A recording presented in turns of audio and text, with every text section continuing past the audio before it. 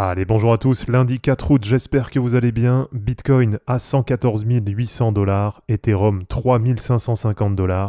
Donc c'est une nouvelle semaine qui démarre sur le marché et pour ce matin, on va faire un point complet pour voir notamment ce que ça a donné en clôture hebdo hier soir.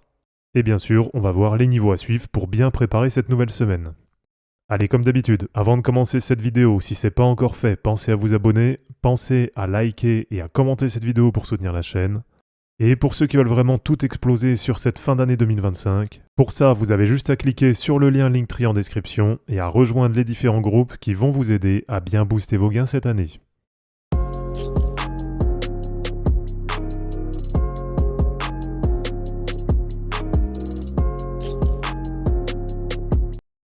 Alors, Bitcoin 114 800 $ ce matin, et on le voit sur la semaine dernière. Bitcoin qui est venu corriger un peu et qui est venu clôturer quasiment sur le niveau support à 114 000 $. Et alors du côté des moyennes mobiles, là on voit que ça reste qu'une petite correction avec Bitcoin qui est venu s'appuyer sur sa moyenne mobile 7 hebdo. Et pour le moment du côté de Bitcoin, il n'y a pas vraiment de changement, avec Bitcoin qui reste toujours bien orienté à la hausse et Bitcoin qui reste toujours très largement au-dessus des éventuels niveaux de recharge.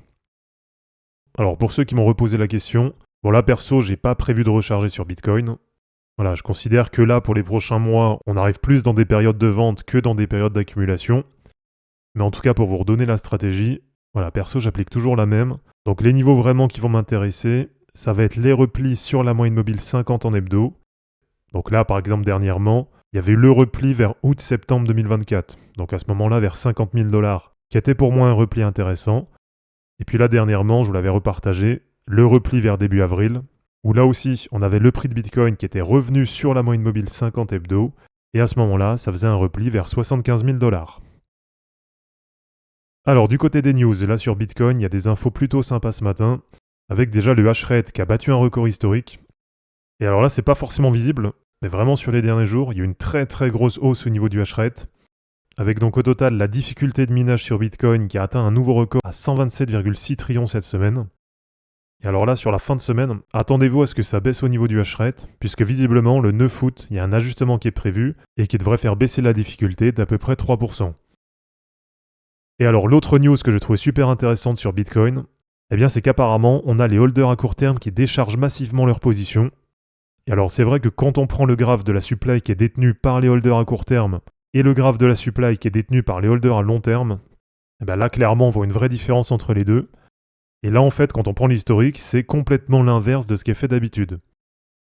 Alors, si on prend par exemple ce pic en 2017, eh bien, c'était au moment de l'ATH qu'on avait le plus de Bitcoin qui était dans les mains des holders à court terme. Si on prend en 2021, au moment du premier ATH, donc sur la première phase du bull run en avril-mai 2021, là aussi, au moment de l'ATH, on avait une grosse part de supply qui était détenue par les holders à court terme. Donc, on voit en fait que d'habitude, les holders à court terme, ils accumulent pendant toute la montée.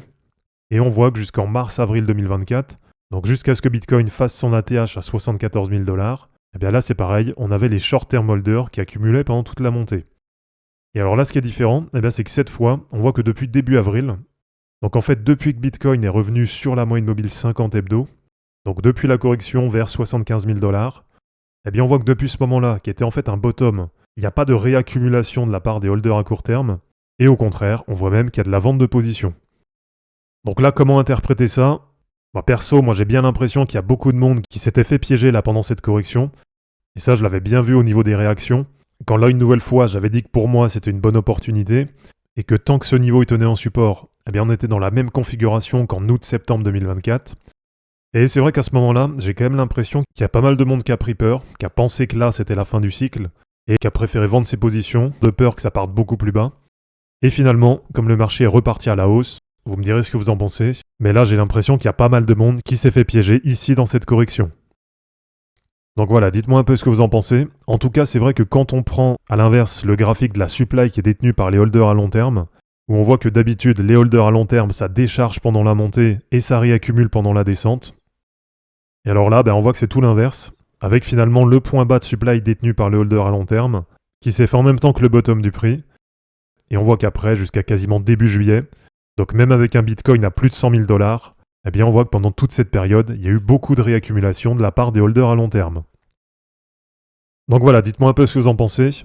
En tout cas, perso, ça fait un élément de plus qui me conforte dans ce que je pense déjà.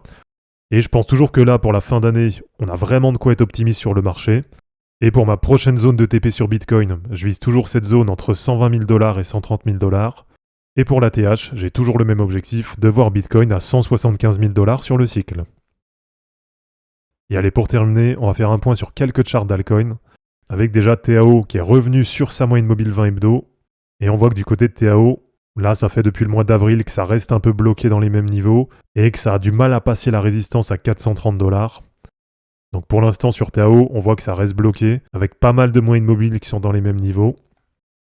Du côté de Solana, c'est un peu pareil, avec Solana qui reste en range depuis le mois de février, et Solana qui revient sous sa moyenne mobile 50 hebdo. Donc là pour moi, c'est comme sur les mois précédents. Là, je considère que Solana, en dessous des 170-180 $, c'est un des meilleurs risk-reward du marché pour la fin d'année 2025. Alors ensuite, du côté de Cubic, là on voit que c'est une des rares cryptos qui n'a pas corrigé sur la semaine dernière. Et donc Cubic qui continue sa remontée, et qui a réussi à clôturer hier sa 4e semaine de hausse consécutive. Et pour terminer, du côté de Kaspa, là c'est un peu comme ce qu'on a sur Solana, avec Kaspa qui reste en range là depuis le mois de février. Et là, avec les moyennes mobiles, on voit que ça reste bien bloqué pour l'instant sur Kaspa, avec en double résistance la moyenne mobile 50 et la moyenne mobile 100 hebdo, et en double niveau support la moyenne mobile 7 et la moyenne mobile 20 hebdo. Donc voilà, comme je vous l'ai dit l'autre fois, là pour l'instant ça reste quand même bien orienté à la hausse, mais pour le mois d'août je m'attends pas à grand chose, et globalement je m'attends à un mois plutôt calme sur les cryptos. Donc voilà les amis, c'est terminé pour cette vidéo, j'espère en tout cas que ça vous aura plu. Comme d'habitude, pensez à vous abonner, à liker et à commenter cette vidéo pour soutenir la chaîne. De mon côté, je vous mets tout ça en ligne et je vous dis à bientôt. Ciao!